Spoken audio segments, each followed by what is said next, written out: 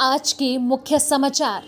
शिवसेना के पूर्व नगरसेवक योगेश भोईर को फिरौती के आरोप में क्राइम ब्रांच ने किया गिरफ्तार।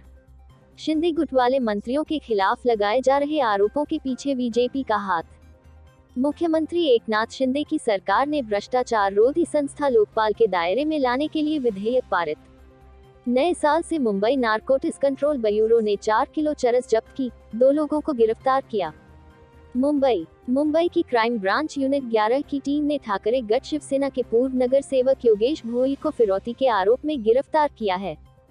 पुलिस से मिली जानकारी के मुताबिक योगेश भोईर के खिलाफ समता नगर पुलिस स्टेशन में एक व्यापारी से फिरौती का मामला दर्ज होने के बाद आज उन्हें गिरफ्तार किया गया है।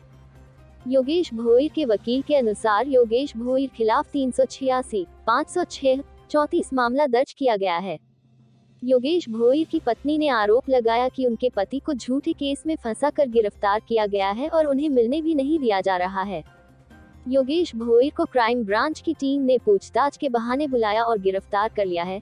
योगेश भोईर के वकील जयंत पाटिल ने कहा कि कोर्ट का ऑर्डर है कि योगेश भोईर को गिरफ्तार नहीं किया जा सकता, फिर भी पुलिस ने उनको धोखे से बुलाया और गिरफ्तार कर लिया है। योगेश भोईर के खिलाफ झूठे आरोप दर्ज किए गए हैं, जो अभी तक प्रूफ भी नहीं हुआ है। वहीं दूसरी तरफ योगेश भोईर की गिरफ्तारी के बाद शिवसेना ठाकरे गढ़ के कार्यकर्ता क्राइम ब्रांच यूनिट 11 के बाहर घोषणाबाजी करते हुए नजर आए।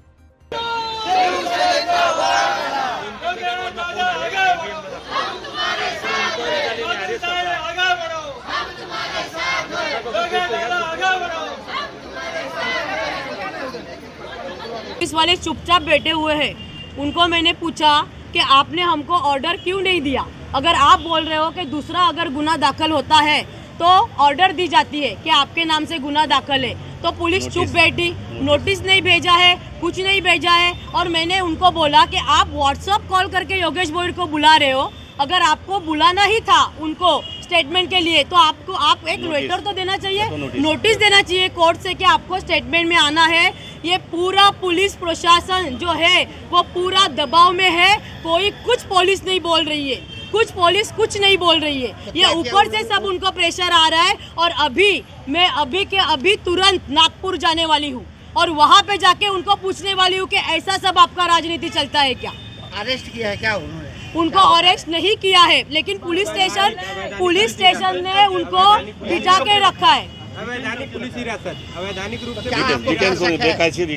बेकायदेशीरपणे इनलीगल से उनको अंदर बिठाया गया है और वो कुछ बोल ही नहीं रही है। इतने सारे पुलिस है, 200 पुलिस अंदर है, लेकिन एक ही पुलिस कुछ नहीं बोल रहा है। ये क्या चल रहा है? अभी ये पुलिस को मैं भी दिखाऊंगी कि ऊपर नागपुर अधिवेशन अभी चालू है और मैं सबको मिलके मैं सबको बताने वाली हूँ कि ये सब क्या है।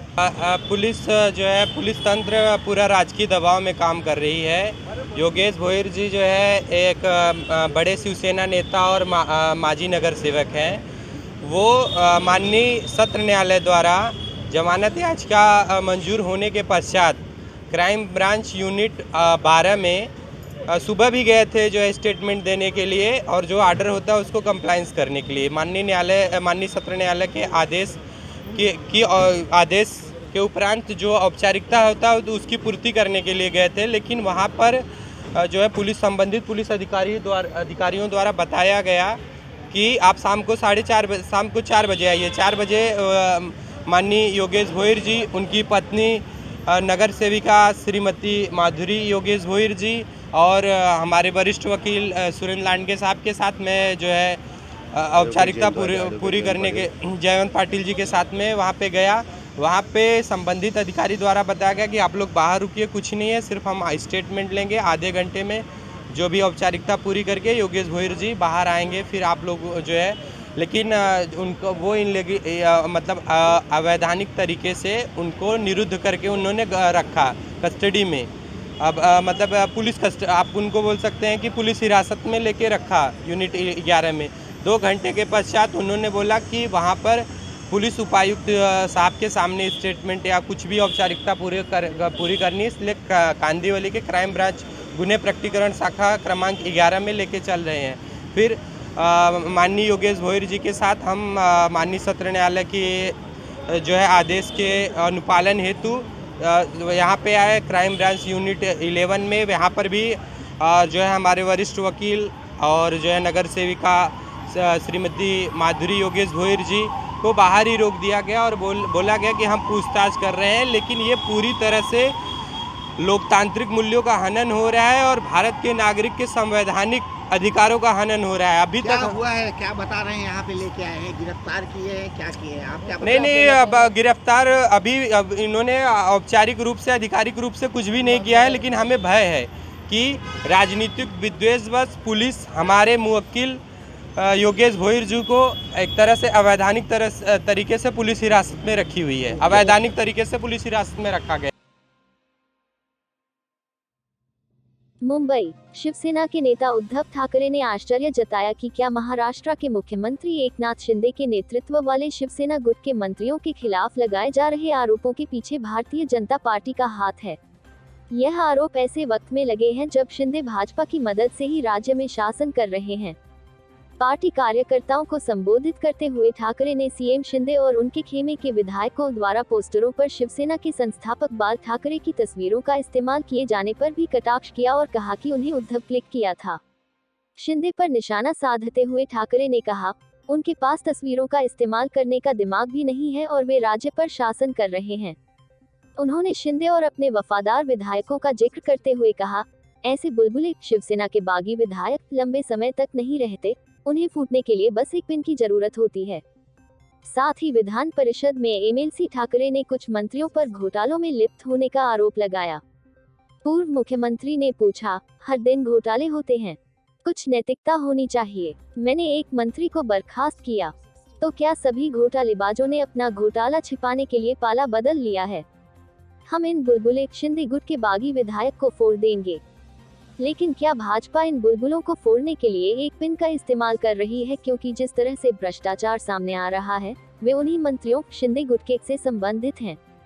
उन्होंने कहा कि नए साल में कभी भी चुनावों की घोषणा की जा सकती है और बागी विधायकों को अगला चुनाव भाजपा के टिकट पर नहीं लड़ने की चुनौती दी।